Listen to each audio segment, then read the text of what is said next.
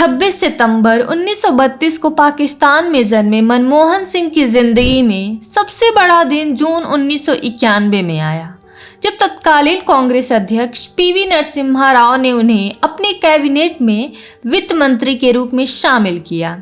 हालांकि मनमोहन सिंह जब पहली बार मंत्री बने तो वह किसी भी सदन के सदस्य नहीं थे, जिसके बाद 1991 में उन्हें पहली बार राज्यसभा के लिए चुना गया। वहीं उच्च सदन में 5 बार असम और 2019 में राजस्थान का प्रतिनिधित्व किया, जबकि 1998 से 2004 तक जब भारतीय जनता पार्टी सत्ता में थी तो मनमोहन सिंह राज्यसभा में विपक्ष के नेता थे। तो दोस्तों, आइए जानते हैं डॉक्टर मनमोहन सिंह के विषय में ऐसे कुछ ऐतिहासिक तथ्य नॉलेज फैक्ट 109 यूट्यूब चैनल पर। तो सबसे पहले ये जानते हैं कि मनमोहन सिंह के वित्त मंत्री बनने पर सवाल क्यों उठे थे। पूर्व वित्त मंत्री डॉक्टर मनमोहन सिंह के प्रयासों के चलते 1991 भारत के लिए बदलाव का साल साबित हुआ था। उनकी लाई हुई आर्थिक नीतियों के सहारे देश में तेजी से बदलाव शुरू हुआ और अर्थव्यवस्था मजबूत होती चली गई। जब 1991 में पीवी नरसिम्हा राव ने डॉक्टर मनमोहन सिंह को वित्त मंत्री बनाया तो सवाल उठे कि भारतीय रिजर्व बैंक के गवर्नर रहे शख्स को वित्त मंत्री बनाकर क्या ही हासिल होगा।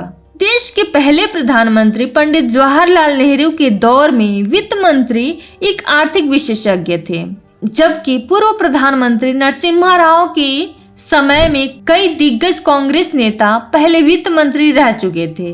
लेकिन नरसिम्हा राव ने उन सभी की अनदेखी करके डॉक्टर मनमोहन सिंह को वित्त मंत्री बनाया। पार्टी में इस फैसले की काफी आलोचना भी हुई थी। हालांकि नरसिम्हा राव ने डॉक्टर मनमोहन सिंह को वित्त मंत्री बनाकर संकेत दे दिया था कि वह देश के आर्थिक दृश्य में बहुत बड़ा बदलाव चाहते हैं, जो कांग्रेस की सोच से अलग हो सकता है। जबकि भारत में आर्थिक सुधार करने वाले शीर्ष अर्थशास्त्री और प्रधानमंत्री के तौर पर लगातार 2 बार गठबंधन सरकार चलाने वाले कांग्रेस के पहले नेता थे। डॉक्टर मनमोहन सिंह भारत के 14वें प्रधानमंत्री के रूप में 2004 से 2014 तक 10 वर्षों तक देश का नेतृत्व किया। वहीं डॉक्टर मनमोहन सिंह की 1990 के दशक की शुरुआत में भारत को एक सही राह पर लाने के लिए सराहना की गई। वहीं भाजपा द्वारा डॉक्टर मनमोहन सिंह पर अक्सर ऐसी सरकार चलाने का आरोप भी लगाया जाता था जो भ्रष्टाचार से घिरी हुई थी। पंजाब प्रांत के गाह गांव में 26 सितंबर 1932 को गुरमुख सिंह और अमृत कौर सिंह के घर जन्मे सिंह ने 1948 में पंजाब में अपनी मैट्रिक की पढ़ाई पूरी की।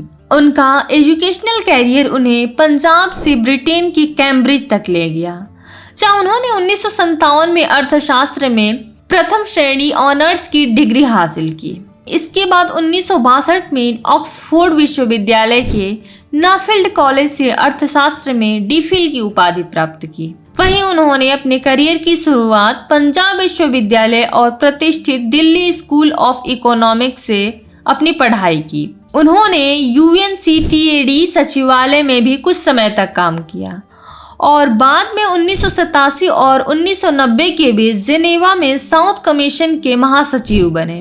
वहीं साल 1971 में डॉक्टर मनमोहन सिंह भारत सरकार के वाणिज्य मंत्रालय में आर्थिक सलाहकार के रूप में शामिल हुए।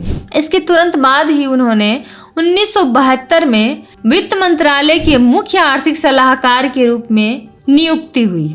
उन्होंने कई सरकारी पदों पर भी काम किया, उनमें से वित्त मंत्रालय में सचिव, योजना आयोग के उपाध्यक्ष, भारतीय रिजर्व बैंक के गवर्नर, प्रधानमंत्री के सलाहकार और विश्वविद्यालय अनुदान आयोग के अध्यक्ष के पद भी शामिल हैं। डॉक्टर मनमोहन सिंह ने वित्त मंत्री के रूप में कार्य करते हुए साल 1991 में शुरू किए गए आर्थिक रूप से महत्वपूर्ण भूमिका निभाई थी।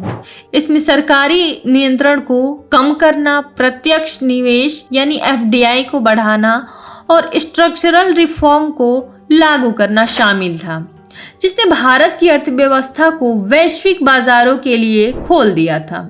वहीं अगर डॉक्टर मनमोहन सिंह के काम की बात की जाए तो राष्ट्रीय ग्रामीण रोजगार गारंटी अधिनियम यानी नरेगा 2005 में शुरू किए गए इस अधिनियम ने प्रत्येक ग्रामीण परिवार को 100 दिन के वेतन रोजगार की गारंटी दी, जिससे लाखों लोगों की आजीविका में उल्लेखनीय सुधार हुआ। 2005 में पारित आरटीआई ने नागरिकों को सार्वजनिक प्राधिकरण से जानकारी मांगने का अधिकार दिया, जिससे शासन में पारदर्शिता और जवाबदेही का बढ़ावा मिला। अगर बात करें हम डायरेक्ट बेनिफिट ट्रांसफर को यानी प्रत्यक्ष लाभ हस्तांतरण की, तो डॉक्टर मनमोहन सिंह की सरकार ने प्रत्यक्ष लाभ हस्तांतरण सिस्टम को लागू किया, जिसने कल्याण वितरण को एक तरीके से व्यवस्थित किया और कई खामियों को दूर किया। जबकि मनमोहन सिंह की सबसे महत्वपूर्ण उपलब्धियों में से एक भारत अमेरिका सैन्य परमाणु समझौता पर बातचीत थी। इस समझौते के तहत भारत को परमाणु आपूर्तिकर्ता समूह यानी एनएसजी से छूट मिली। इसके तहत भारत को अपने नागरिक और सैन्य परमाणु कार्यक्रमों को अलग करने की अनुमति मिली। तो दोस्तों, आपको ये जानकारी कैसी लगी कमेंट बॉक्स में कमेंट करके जरूर बताएं और वीडियो को ज़्यादा से ज़्यादा लाइक और शेयर करें।